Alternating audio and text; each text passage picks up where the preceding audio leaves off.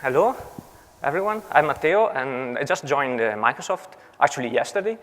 And but this work is about lazy join optimization, and it's a job work that I did while I was a postdoc at UCLA.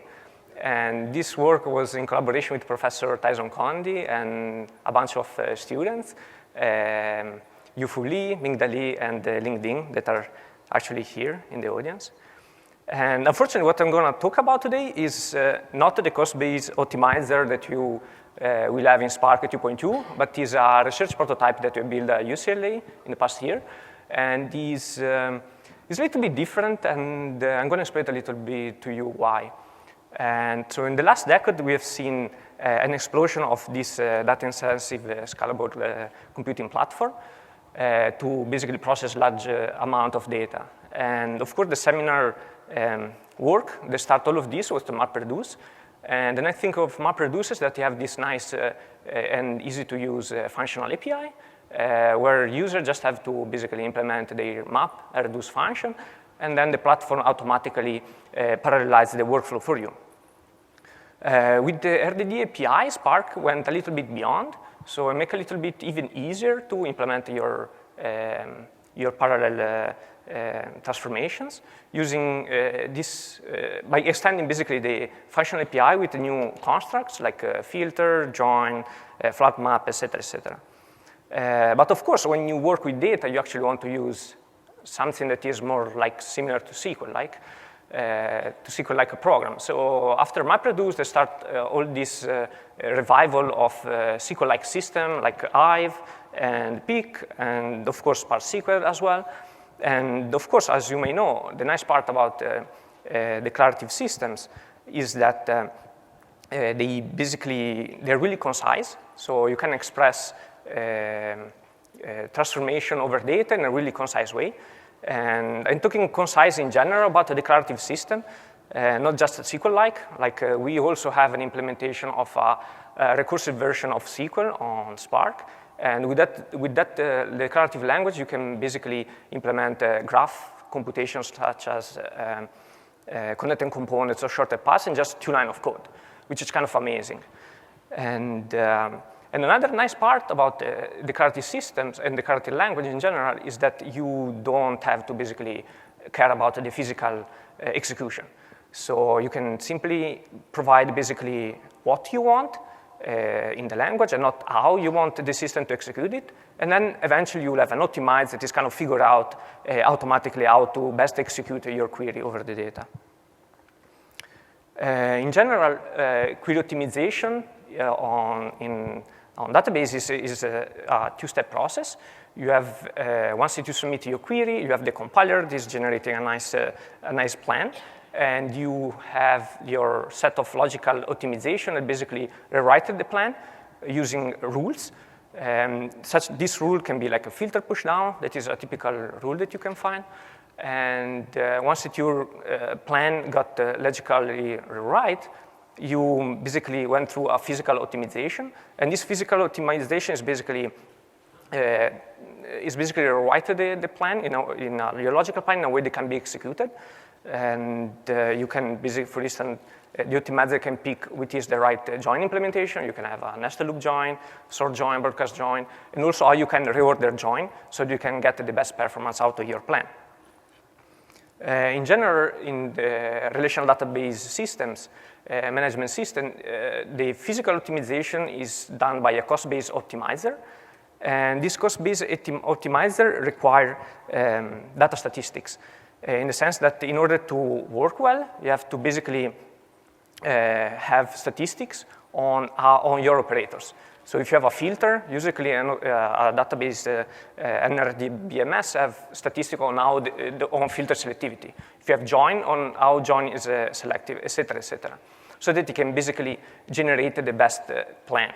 In general, the cost-based optimizer is follow these 3 simple steps. So once that you have your logical plan that I got through the logical optimizer, you basically enumerate all a set of equivalent plan. And then you basically attach your cost to each operator, and then you get an estimate of the total cost of each plan. And then you try to select the best plan, given a given amount of compile time budget.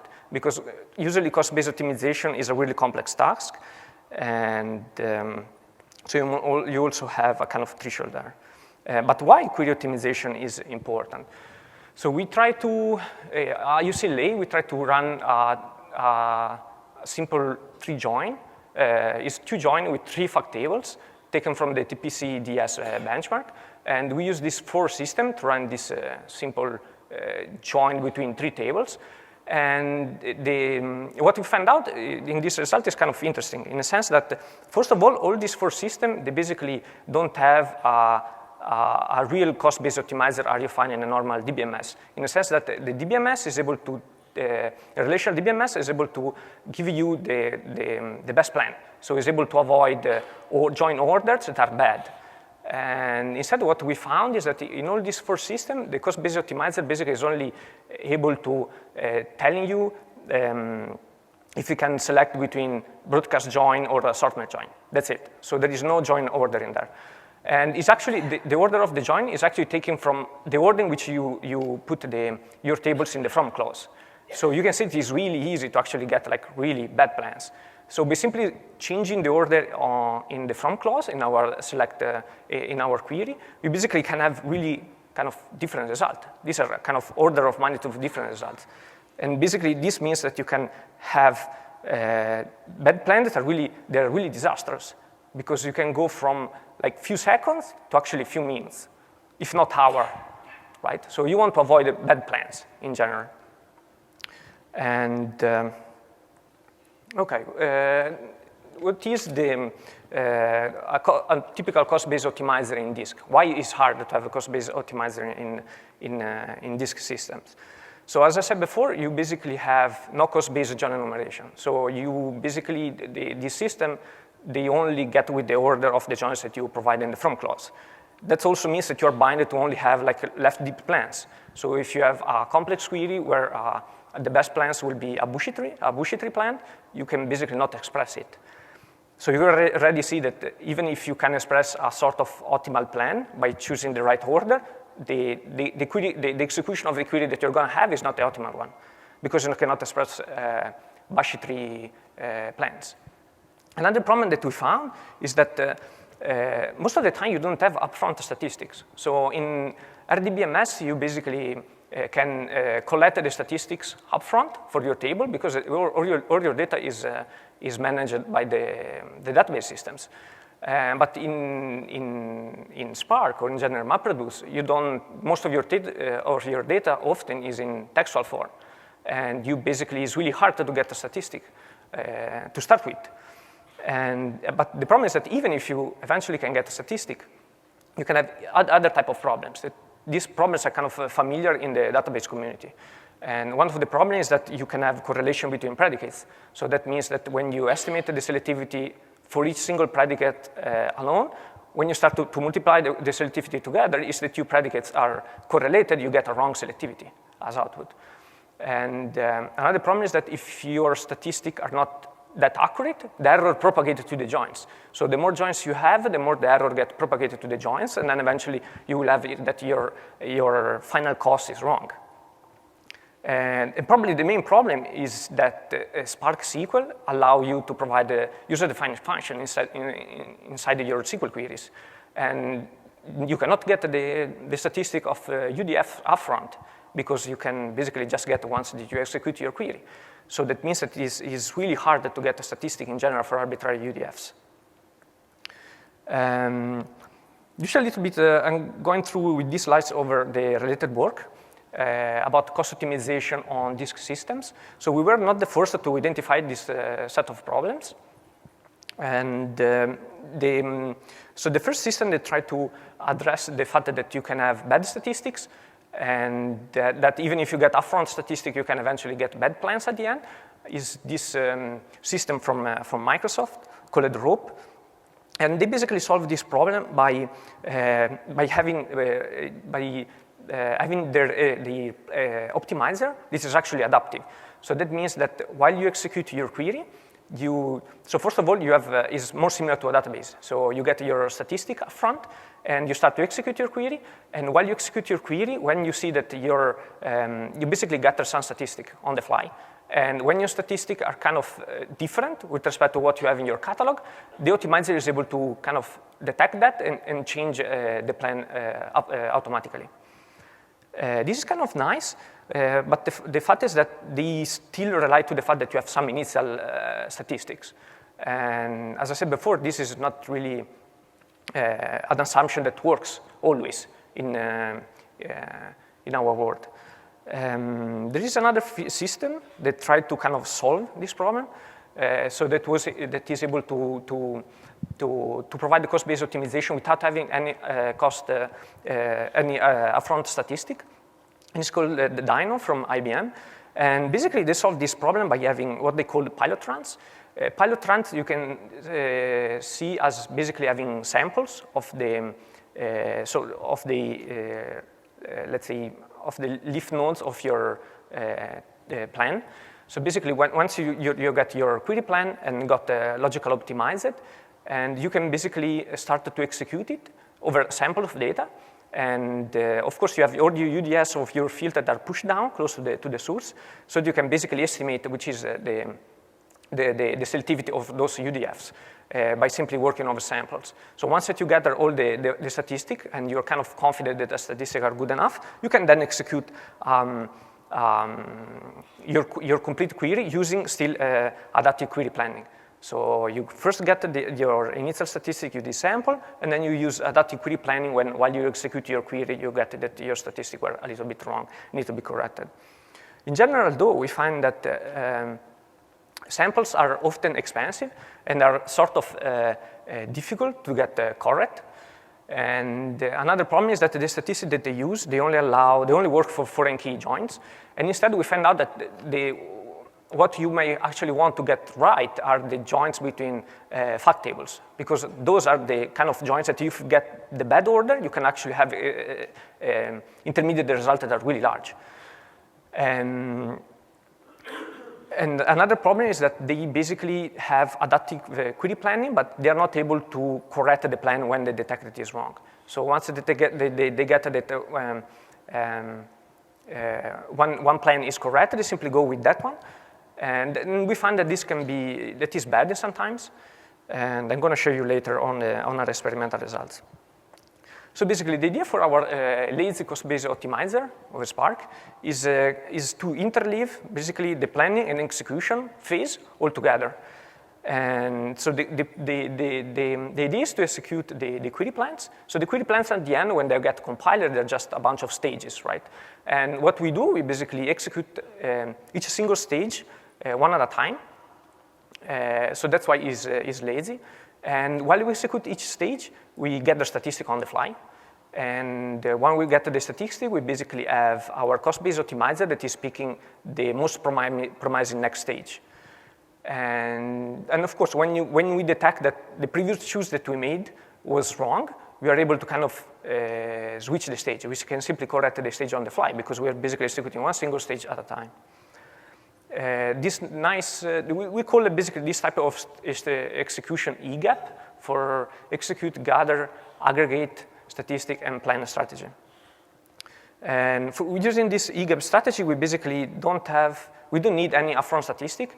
And the only things that we rely on are basically the raw dataset size. And we use this raw dataset size to basically pick which is the initial joins that we go for. And then eventually, if the guess is wrong, we're able to automatically fix it. And I'm going to also give you some number on how cost is to kind of fix the plan once you pick a wrong join order.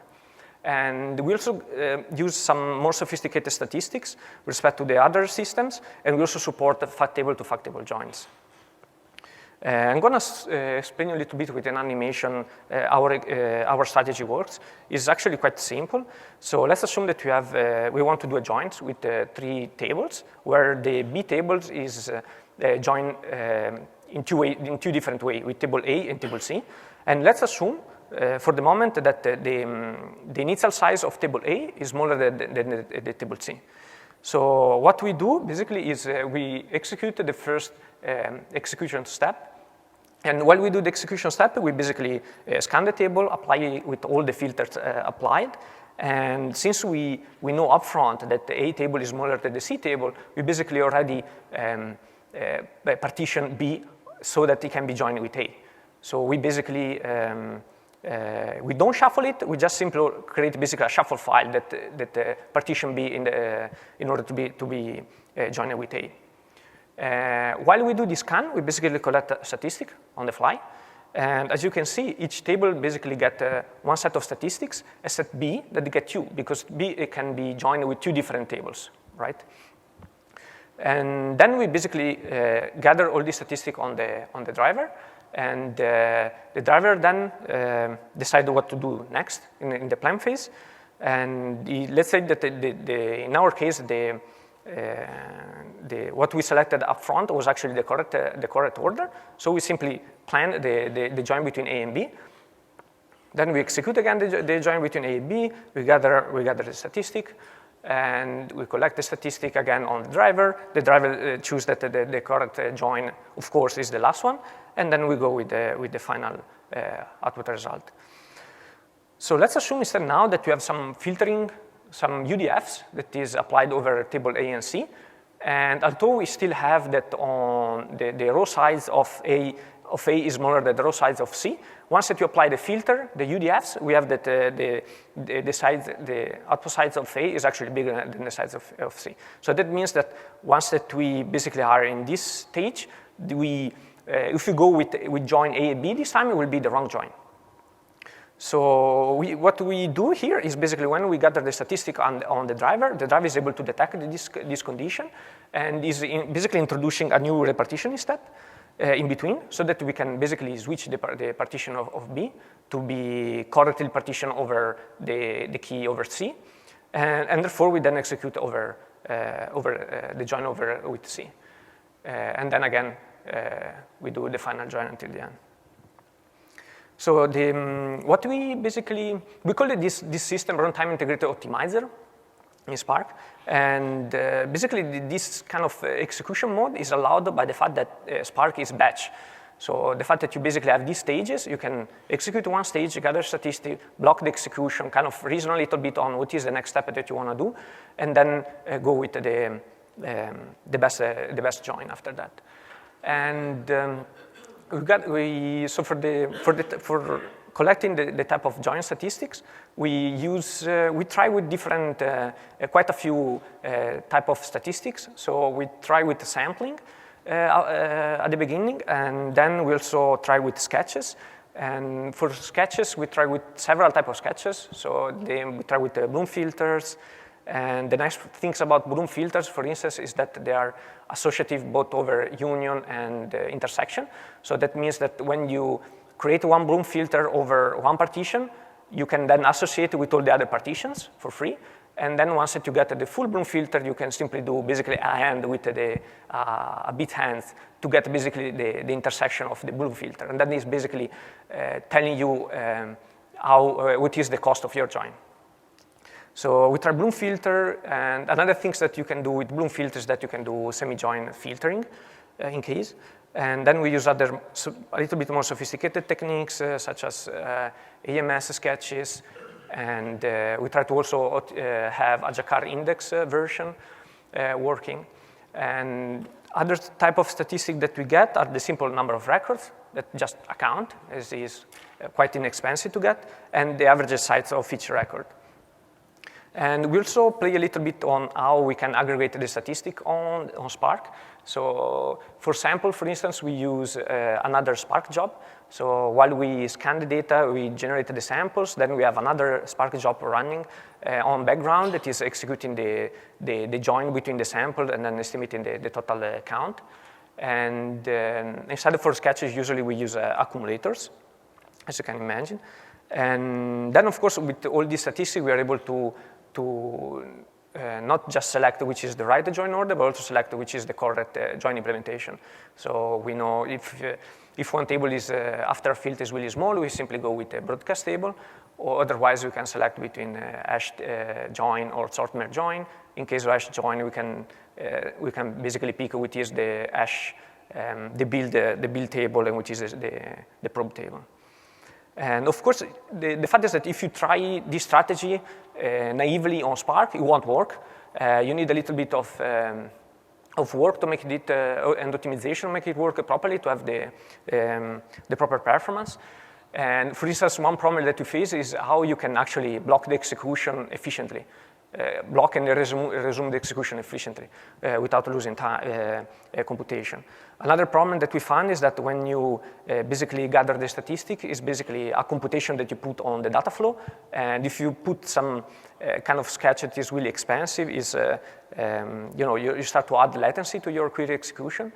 And another problem that we found is that when you accumulate by partition, when you have like thousands of partitions, you basically, Spark is not able to support that. So we have to find our own kind of accumulation. We basically find a sort of doing accumulation in a tree fashion. And also for planning, we always try to schedule broadcast join as much as we can, because broadcast join as a sort of cheap to execute. And I'm going to show you some experiment. And so I want to show you, we basically have two sorts of experiment. One is a mini benchmark using 3 fact tables. And basically, these are the questions that we want to answer. So if our optimizer is able to generate good query plans, and which are the performance of our optimizer compared to Spark pilot runs, and how expensive are wrong guesses. So this is the mini benchmark with 3 fact tables, and we basically try with our RIOS in 2 different versions. So one that is picking that is getting the wrong guess, and one that is picking the good guess. And a 2 version of Spark where we basically put the order in the front clause, the good order and the bad order. And also we try with the pilot runs. So as you can see, the pilot runs is getting, as expected, is getting bad plans. This because it is not able to support fact table to fact table joins correctly. And even here you can see that if you get a bad plan, you get like order of magnitudes. The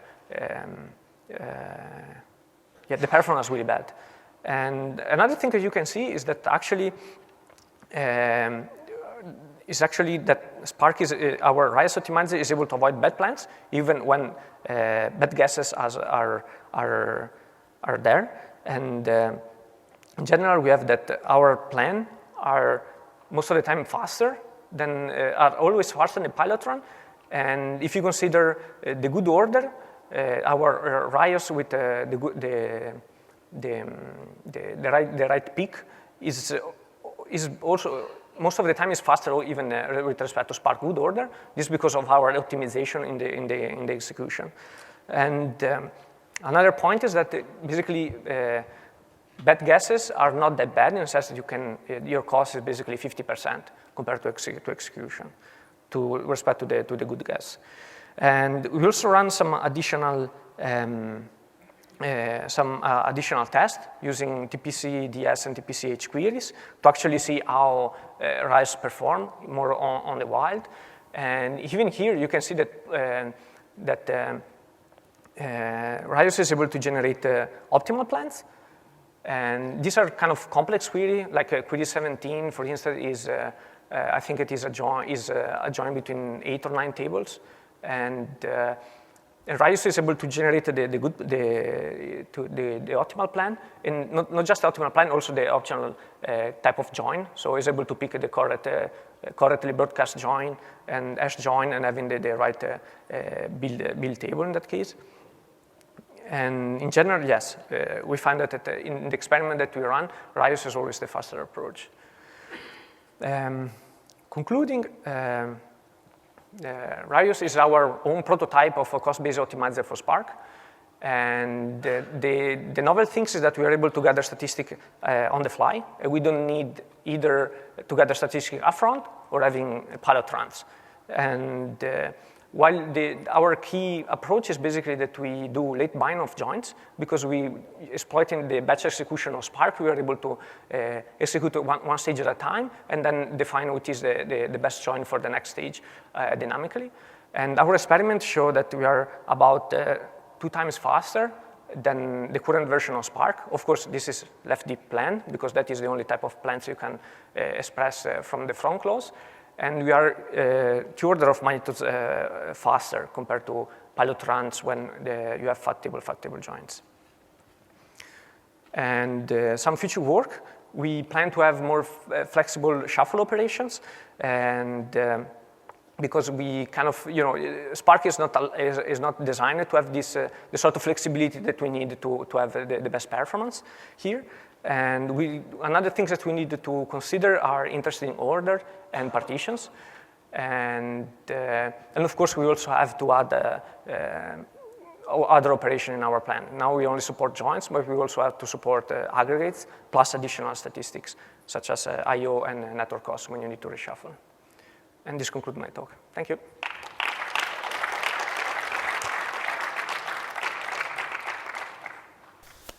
All right, we've got time for questions. So, hi, this is a great talk. Thank you. Thanks. I have a number of questions. Sure.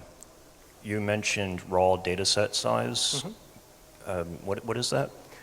We simply look at the size of the data set on disk. So before, when you basically launch the query, we check on the file system how big is the file that you're going to access. Okay, so is that, getting a little more technical, is that like getting the input file names and then? Yes. Okay. How does that work for partition tables? Yeah, I mean, for this experiment, we always work on HDFS. So we basically just launch the command on HDFS. Of course, if you have different type of file system or a specific type of files format, that's different. But of course, this is a prototype, so right. That's a good point. Okay, also, for computing the broadcast join threshold, how do you do that? Just you manually set the configuration? Yes. Or? So the threshold, yeah, is both from broadcast join and hash join and sort merge join are manually set. So we manually set the threshold there. Okay. Also, I was wondering, I'm not sure if you touched on this or not, but do you just greedily assume a broadcast join? What do you mean? So kind well, of. What if you just assumed a broadcast join and then failed over to disk-based if it exceeds yeah, that is exactly threshold? what we do. So we first look at the row size. So if the row size is telling us that the table are small enough, we simply go with broadcast join upfront. Okay. But of course, once you scan the table and if you have some filter applied to the table, then right. even if your initial size was not small enough, it can get small. So. Oh. All right. Yeah, we can continue offline eventually. Have something more. all right. Any other questions right there?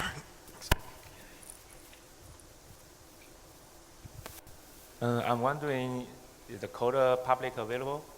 No. We might make it available in the sense that it's a prototype. So it's not integrated with the Catalyst optimizer yet. So we would like to eventually open source it when we will be kind of integrated with the Catalyst. Another question, inside of the same stage, so still you will have the filter or other stuff. Do you have any way to estimate the size inside of one single stage? Yes. Can you repeat the question? Can you elaborate more on that? I mean, no shuffle, just one stage. Okay. You will have the filter, then you have UDF. After filter, after UDF, probably the size got changed a lot.